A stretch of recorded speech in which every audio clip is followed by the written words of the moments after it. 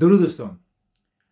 متاسفانه اسرار واحدов با حریفش بوکس نکرد و به هر حال با او کمربند را تقدیم کردند همچون قهرمان، چون که پیش از محاربه آنها باید تست از خونشان باید که کمتر بگیرند و من تست بکنند که اونها یگان مواد غیر قانونی استعمال نمیکنند و در بدنی در خون حریفش همون دوپینگ پیدا کردند که او غیر قانونی است و وقتی که ورزشگر اون رو استعمال میکند، استفاده میبرد، او دیگه خسته نمیشه، همون پرقوت میشود و برای همین همون روبیسی رامیرس رو، حریفی اسرار واحدов رو از محاربه برکنار کردند و کمربند رو به اسرار واحدов سپردند همچون قهرمان.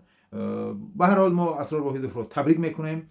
او تیاری آمادگی خوب داشت، وزنش رو کرده بود و حریفش من در خونش همین مواد غیر قانونی پیدا کردند، دوپینگ، که اجازه نیست. این با قول روسو این یک مشینیکی میشه. وقتی که تو اونها استعمال میکنی تو از حریفت خیره برتری داری، زور هستی، خسته نمیشه و این پیش از هر یک همون محاربه جهانی همون دکترها، طبیبان از خون ورزشکاران تست خون میگیرند و اون رو میسنجند که ورزشکار باید که یگان مواد غیر قانونی استفاده برده نباشد و از خون روبیسی رمی رو این رو پیدا کردند و ما اسرار واحدов رو تبریک میکنیم برای کمربندش و او قهرمان هست و قهرمان همیشه میماند. دوستان، باز یک خبر خوش که در همین همو ارینا دیروز در ازبکستان وقتی که اونجا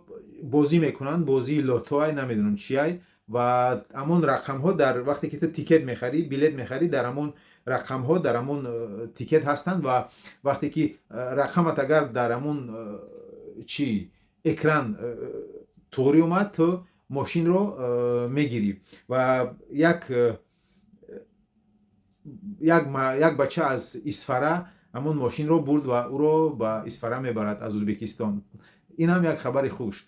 دوستان، به هر حال ما اسرار واحدов رو تبریک میکنیم و امیدواریم که او در آینده کمر خود رو حمایت میکند و همیشه قهرمان میماند. و یک خبر خوش دیگر، امروز در بلگراد در اروپا دروبشو نابوتوف با میچل فیگلاک محاربه میکند با از نمود MMA و امیدواریم که دروبشو نابوتوف دست بالا میشود، چون که دروبشو نابوتوف خیلی میخواهد که با UFC شرطنامه بندد و ما امیدواریم و دعا میکنیم که او با مقصد خودش میرسد و با شرکت UFC شرطنامه میبندد. دوستان، دروبشو نابوتوف رو در کامنت ها دستگیری کنید، دعا کنید که او امروز بر ضد میچل فیگلاک دست بالا شود. در کانال مشتی تاجیکی ابونه شوید. خدا یارو یاورتون بود تا امید دیدار. من حتما فردا با شما نتیجه محاربه دروبشو نابوتوف رو بر ضد میچل فیگلاک حتما میرسونم و امیدوارم که دروبشو نابوتوف دست بالا میشود، شاید که پیش از مهلت. خدا یارو یاورتون بود تا امید دیدار.